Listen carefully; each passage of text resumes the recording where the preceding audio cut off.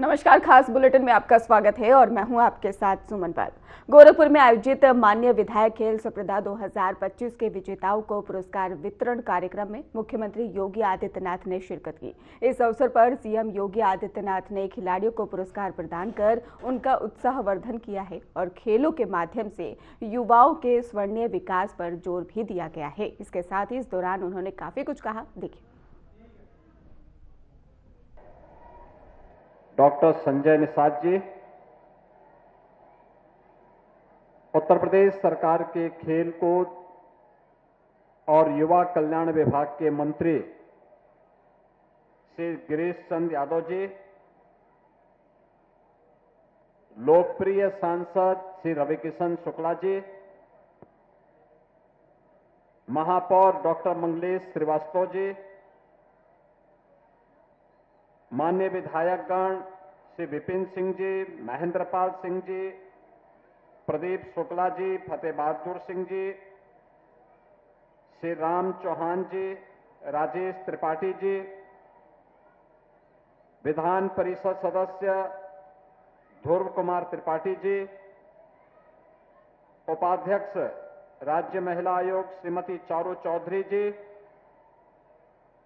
जिलाध्यक्ष भारतीय जनता पार्टी श्री जनार्दन तिवारी जी, महानगर अध्यक्ष श्री राजेश गुप्ता जी, निदेशक खेल डॉक्टर आरपी सिंह जी,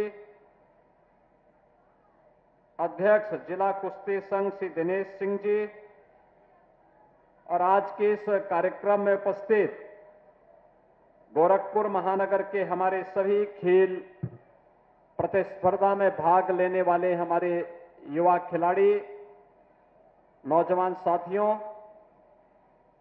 मैं सबसे पहले विधायक खेलकूद प्रतियोगिता के इस पूरे आयोजन में प्रतिभाग करने वाले उन सभी खिलाड़ियों को हृदय से अभिनंदन करता हूं जिन्होंने इस भीषण शीतलहरी में इस पूरे आयोजन में प्रतिभाग किया है। और मुझे बहुत अच्छा लगा कि 5 खेलों को कबड्डी, कुश्ती, वॉलीबॉल, एथलेटिक्स और जूडो को सब जूनियर, जूनियर और सीनियर श्रेणियों में बालक और बालिकाओं के वर्ग में इन प्रतियोगिताओं को गोरखपुर नगर विधानसभा क्षेत्र में आयोजित किया है। इस पूरी प्रतियोगिता में प्रत्यक्ष रूप से 1000 खिलाड़ी और अप्रत्यक्ष रूप से 10,000 से अधिक खिलाड़ियों ने प्रतिभाग करके इस आयोजन को एक नई ऊंचाई देने का काम किया है। और इसलिए आज जब समापन पे इन 2 प्रतियोगिताओं को मैंने स्वयं देखा है, कुश्ती की प्रतियोगिता फाइनल में शुभम यादव और अनुराग यादव के बीच में कितनी जोरदार कुश्ती थी। यानी इस भीषण शीतलहरी में कुश्ती वहां हो रही थी और पसीना रविकिशन को यहां मंच पे हो रहा था। ऐसे ही कबड्डी प्रतियोगिता में मैं देख रहा था, रीजनल स्पोर्ट्स स्टेडियम और नीना थापा के बीच में कितनी अच्छी प्रतिस्पर्धा चल रही थी। ये खेल कूद ही है जो सम और विषम परिस्थितियों में मनोरंजन भी करता है, हमें शारीरिक, मानसिक और बौद्धिक रूप से चुस्त दुरुस्त बनाने में भी जिसकी बड़ी भूमिका होती है। और उसी भूमिका के कारण आप सोचो, ये हजारों लोग यहां पर बैठे हुए हैं, सब बच्चे बैठे हैं। भीषण शीतलहरी को देखते हुए हमने 1 तारीख तक स्कूल बंद कर दिए, 12वीं तक के स्कूल बंद कर दिए। लेकिन मैं जब इन बच्चों का उत्साह देख रहा था यहां पे, तो ये उत्साह देखते हुए बन रहा था कि देखो खेलकूद ने सारी ठंड को दूर कर दिया है। आप बताओ, सामान्य रूप से अगर ठंडी होती और हम रविकिशन से कहते कि गोरखपुर में कहीं निकलना है कार्यक्रम में, जाते क्या हो घर से बाहर? नहीं निकलते। संजय निषाद भी नहीं निकलते। वो तो दोनों की जोड़ी आज मिल गई, कहीं खाने पे मिले होंगे तो वहीं से दोनों साथ साथ चले आए। लेकिन यहां आकर के उनकी ठंड भी आपके खेल प्रतियोगिता को देख करके गायब हो गई और मुझे बहुत अच्छा लगा।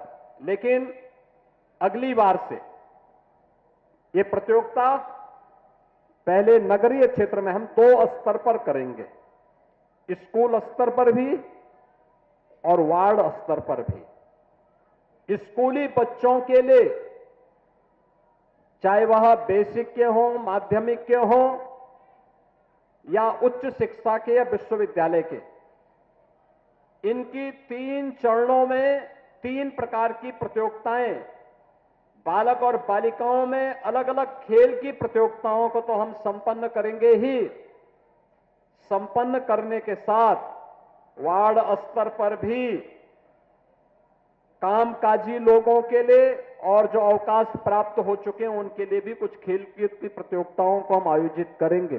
पहले वार्ड स्तर पर, फिर महानगर के 4 से 6 अलग अलग छोटे छोटे उपनगर नगर बना करके उस स्तर पर, और फिर महानगर स्तर पर इस पूरी प्रतियोगिता को हम आयोजित करेंगे और उन सभी प्रतिभागी खिलाड़ियों को और पुरस्कार प्राप्त करने वाले खिलाड़ियों को फिर बड़े समारोह में उन्हें सम्मानित करने का काम भी किया जाएगा। ऐसे ही गोरखपुर में सांस्कृतिक कार्यक्रम के लिए भी हम लोगों ने कहा है, ये जनवरी प्रथम सप्ताह में प्रतियोगिता होगी जिसमें कला की अलग अलग विधाओं के बारे में, गायन है, वादन है, नृत्य है, नाट्य है, इन सब की प्रतियोगिताएं आयोजित होंगी। और 11 से 13 जनवरी को जब गोरखपुर महोत्सव के आयोजन होंगे, तो मुख्य महोत्सव के कार्यक्रम में जो प्रतिभागी सर्वोच्च अंक प्राप्त करेंगे गायन, वादन, नृत्य, नाट्य में, उन्हें वहां पर सम्मानित करने का काम भी गोरखपुर महोत्सव के उस आयोजन में करेंगे। बहनों और भाइयों, आज खेल और खेलकूद की प्रतियोगिता के बारे में पिछले 11 वर्ष के अंदर भारी परिवर्तन हुआ है। कबड्डी हो, हॉकी, बैडमिंटन, एथलेटिक्स, इन सब के लिए पूरी दुनिया आपकी तरफ आंखें लगा करके देखती है। ओलंपिक हो, एशियाड हो, कॉमनवेल्थ हो, वर्ल्ड चैंपियनशिप हो, इन सभी खेलकूद की प्रतियोगिताओं में इन प्रतिस्पर्धाओं की एक नई मांग और एक नई प्रतिस्पर्धा यहां पर खड़ी हो चुकी है। और इसी को ध्यान में रख करके सरकार ने तय किया कि हर गांव में एक खेल का मैदान होना चाहिए। देखिए, ये स्पोर्ट्स कॉलेज का कैंपस है, कितना भव्य स्टेडियम का निर्माण यहां पर भी हो रहा है। रीजनल स्पोर्ट्स स्टेडियम में भी पहली बार पक्का स्टेडियम बन रहा है, बहुत भव्य 63 करोड़ रुपए की लागत से स्टेडियम का निर्माण हम वहां पर करने जा रहे हैं। और गोरखपुर में बेलीपार के पास, वहां पर भी हम लोग एक इंटरनेशनल स्टेडियम का निर्माण करने जा रहे हैं, जहां इंटरनेशनल स्पोर्ट्स की प्रतिस्पर्धा को आगे बढ़ा करके गोरखपुर और पूर्वी उत्तर प्रदेश के नौजवानों को खेल और खेलकूद की प्रतियोगिता में आगे बढ़ने का एक अवसर प्राप्त हो सके। हर विकास खंड स्तर पर मिनी स्टेडियम और जनपद स्तर पर बड़ा स्टेडियम बने। मेरठ में हॉकी के जादूगर मेजर ध्यानचंद के नाम पर उत्तर प्रदेश का स्पोर्ट्स यूनिवर्सिटी का सत्र प्रारंभ हो गया है और वहां पर बड़ा वर्ल्ड क्लास इंफ्रास्ट्रक्चर के साथ स्पोर्ट्स यूनिवर्सिटी का निर्माण भी वहां पर चल रहा है। हर कमिश्नरी स्तर पर स्पोर्ट्स कॉलेज बने, यह भी तैयारी है। और अभी मैं एक दिन गोरखपुर महानगर के सभी संस्थाओं के साथ बैठने वाला हूं और मैं सबको बोलूंगा कि वे एक एक खेल को गोद लें, हर संस्था एक एक खेल को। कुछ सहयोग वो करे, कुछ सरकार करेगी। वहां पर अच्छे कोचेज रखे जाएंगे, बच्चों को खेल के लिए एक प्लेटफॉर्म प्राप्त होगा, आगे बढ़ेंगे। और जब हमारा युवा खेलेगा तभी देश खिलेगा और विकसित भारत की परिकल्पना को साकार करने का रास्ता यहीं से प्रारंभ होगा। क्योंकि जीवन के जितने भी सफलताओं का मार्ग है वो स्वस्थ शरीर से ही संभव हो सकता है और स्वस्थ शरीर खेलकूद और यौगिक क्रियाओं के माध्यम से ही प्राप्त होगा। मुझे बहुत अच्छा लगा आज ये कार्यक्रम यहां पर इतनी भव्यता के साथ, इतनी भीषण शीतलहरी के बावजूद भी यहां पर हो रहा है। मैं इस अवसर पर एक बार फिर से प्रतिभागी सभी खिलाड़ियों को हृदय से बधाई देता हूं। यहां पर आयोजन से जुड़े हुए जो भी हमारे जिला प्रशासन और अन्य खेल विभाग से जुड़े हुए सभी अधिकारी कर्मचारियों को मैं हृदय से धन्यवाद देता हूं। प्रतिभागी खिलाड़ियों का अभिनंदन करता हूं। जिन्होंने स्थान बनाया है उनको बधाई, और जिन्होंने प्रतिस्पर्धा में भाग लिया है उन सबके प्रति मेरी मंगलमय शुभकामनाएं हैं। धन्यवाद। जय हिंद। वहीं पर सीएम योगी के निर्देश पर एफएसडीए का बड़ा एक्शन सामने आया है, जहां पर कोडिंग युक्त कप सिरप की ही पैरेलल सप्लाई चेन ध्वस्त कर दी गई है और 52 जिलों में सघन जांच और इसके साथ ही 161 फर्मों पर एफआईआर। तो 36 जनपदों में अवैध डाइवर्जन का भी हुआ खुलासा। कोडिंग कप सिरप का गैर चिकित्सालय उपयोग सिद्ध।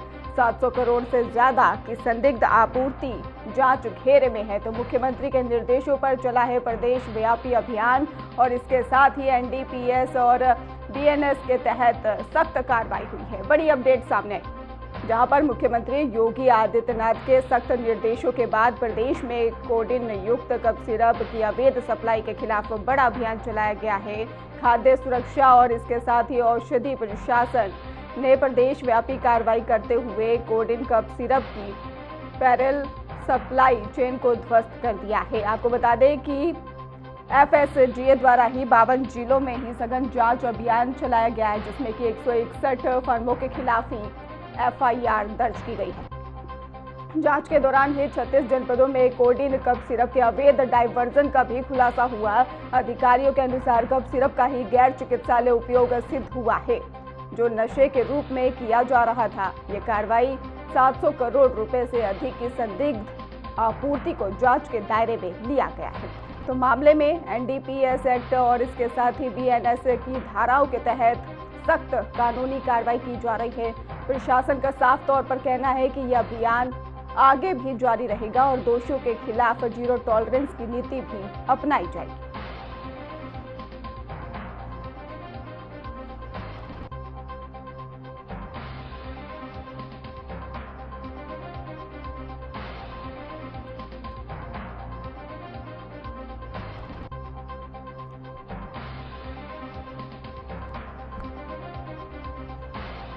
तो सीएम योगी आदित्यनाथ के निर्देश पर बड़ा एक्शन लिया गया है। आपको बता दें, मुख्यमंत्री के निर्देश पर प्रदेशव्यापी अभियान भी चलाया गया।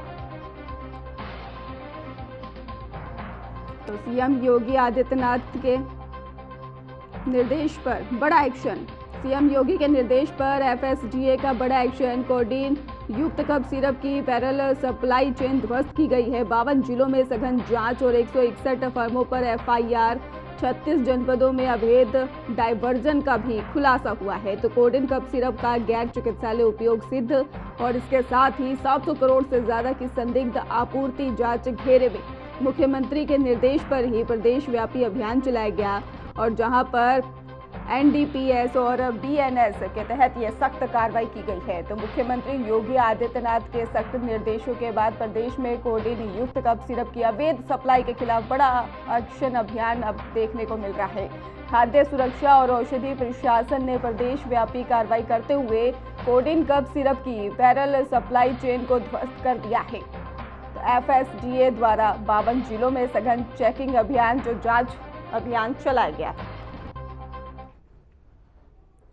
उन्नाव रेप केस में सुप्रीम कोर्ट का बड़ा फैसला देखने को मिला, जहां पर कुलदीप सेंगर की जमानत पर ही रोक और दिल्ली हाई कोर्ट के आदेश पर ही अंतरिम स्टे।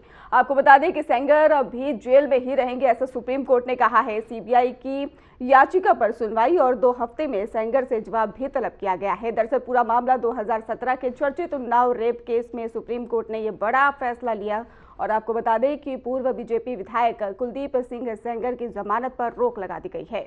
दिल्ली हाईकोर्ट के ही उस आदेश पर अंतरिम स्टे, जिसमें कि सेंगर की उम्र कैद की सजा निलंबित कर जमानत दी गई थी और सेंगर अभी जेल में ही रहेंगे। आखिर ये पूरा मामला क्या है, देखिए इस खास रिपोर्ट में।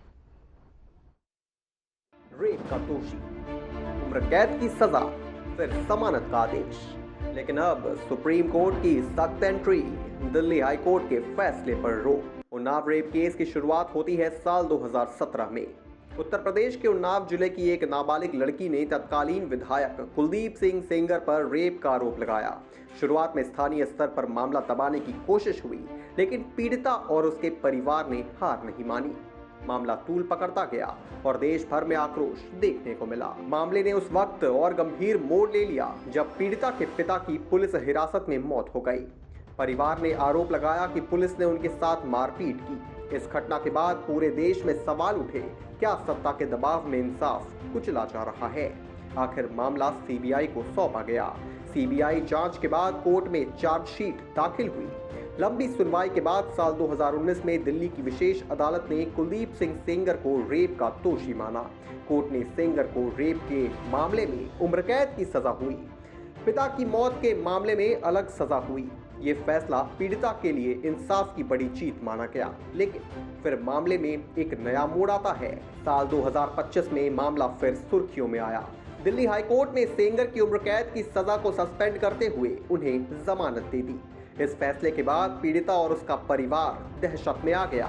सवाल उठने लगे, क्या दोषी अब जेल से बाहर आ जाएगा? जिस पर पीड़िता ने कहा था कि बहस होने के 2 दिन बाद अगर जजमेंट आता तो पता चलता। सारा सेटलमेंट करके ये जजमेंट 3 महीने के बाद हुआ है, क्योंकि चुनाव आ रहे हैं, इसलिए उसको बाहर निकाला गया ताकि अपनी पत्नी को खड़ा करके वो चुनाव लड़ सके।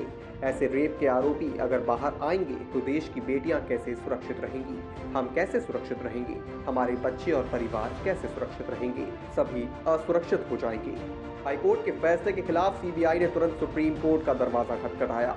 सीबीआई ने दलील भी की, दोषी की रिहाई से पीड़िता की सुरक्षा खतरे में पड़ सकती है। सुनवाई के बाद सुप्रीम कोर्ट ने हाईकोर्ट के आदेश पर रोक लगाते हुए कहा कि प्रारंभिक तौर पर हम इस आदेश पर रोक लगाने के पक्ष में हैं। सामान्य नियम ये है कि अगर कोई व्यक्ति जमानत पर बाहर आ चुका हो तो अदालत उसकी आज़ादी वापस नहीं छीनती। लेकिन यहाँ स्थिति अलग है, क्योंकि सेंगर किसी दूसरे मामले में पहले से जेल में बंद है, इसलिए जमानत पर रोक लगाने की सेंगर की रिहाई नहीं होगी। वो अभी भी जेल में रहेंगे, जहां वो पीड़िता के पिता की मौत से जुड़े मामले में 10 साल की सजा काट रही हैं।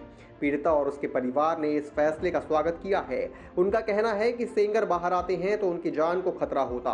अब मामले की अगली सुनवाई कुछ हफ्तों बाद होगी। ये फैसला न्याय व्यवस्था से पीड़ितों के पक्ष में एक मजबूत कदम माना जा रहा है। उन्नाव रेप केस सिर्फ एक अपराध नहीं, बल्कि न्याय, सत्ता और सिस्टम की परीक्षा है। फिलहाल सुप्रीम कोर्ट के आदेश से पीड़िता को राहत मिली है, लेकिन इंसाफ की ये लड़ाई अभी खत्म नहीं हुई। नए साल पर मंदिरों में भक्तों का जनसैलाब देखने को मिल रहा है। मंदिरों में श्रद्धालुओं की देखने को मिल रही है भीड़, और इसके साथ ही काशी विश्वनाथ मंदिर में श्रद्धालुओं की भारी भीड़ देखने को मिल रही है। सुरक्षा व्यवस्था के व्यापक प्रबंध भी किए गए हैं। बड़ी अपडेट, वृंदावन में 2 जनवरी तक बाहरी वाहनों पर भी रोक लगाई गई है। काशी में 3 जनवरी तक स्पर्श दर्शन पर रोक लगा दी गई है।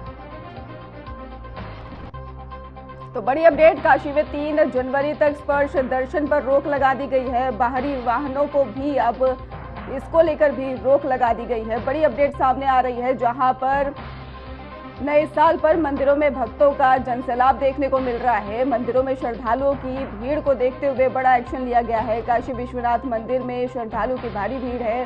सुरक्षा व्यवस्था के लिए व्यापक प्रबंध भी किए गए हैं। वृंदावन में 2 जनवरी तक बाहरी वाहनों पर भी रोक लगाई गई है। काशी में 3 जनवरी तक स्पर्श दर्शन पर भी रोक लगाई गई है।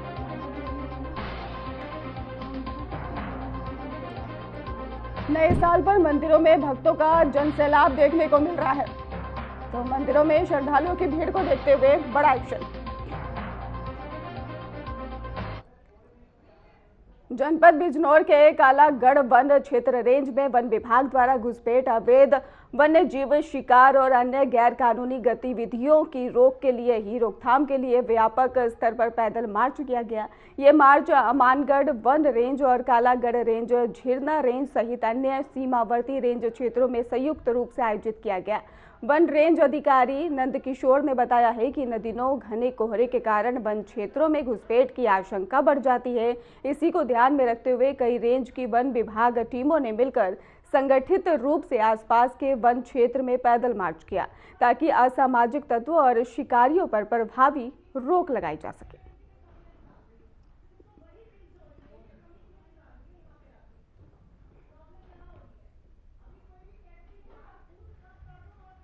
मुरादाबाद रेलवे स्टेशन रोड के किनारे रेलवे की जमीन पर दशकों से संचालित 165 दुकानों पर रेलवे प्रशासन द्वारा बुलडोजर कार्रवाई की तैयारी की गई है। इन दुकानों को पहले ही नोटिस जारी किए जा चुके थे और जिसके बाद कई दुकानदारों ने ही कल रात से ही अपना सामान हटाना शुरू किया। और आपको बताते चले कि इन 165 दुकानों में से कुछ मामलों में याचिकाएं अभी भी न्यायालय में विचाराधीन है। इसके बावजूद रेलवे प्रशासन अतिक्रमण हटाने की कार्रवाई को लेकर पूरी तरह से मुस्तैद है।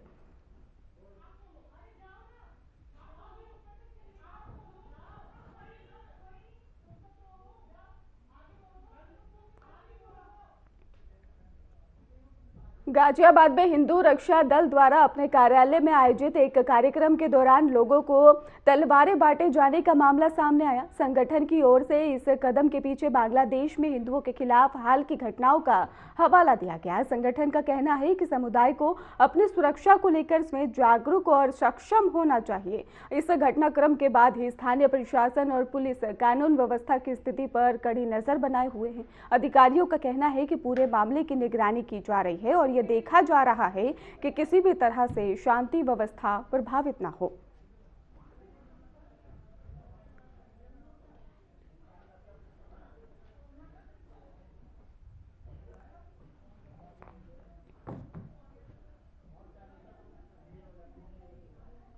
फिलहाल खास बुलेटिन में बस इतना ही। आगे की खबरों के लिए आप देखते रहिए हमारा चैनल। धन्यवाद।